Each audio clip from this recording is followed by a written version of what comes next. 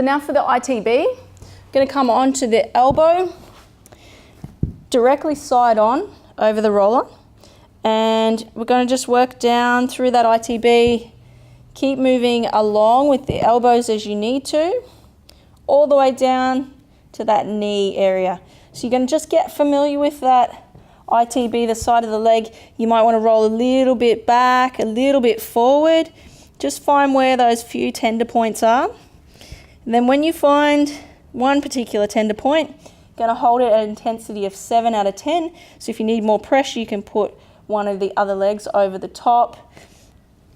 You can get someone to put a bit of extra pressure over as well.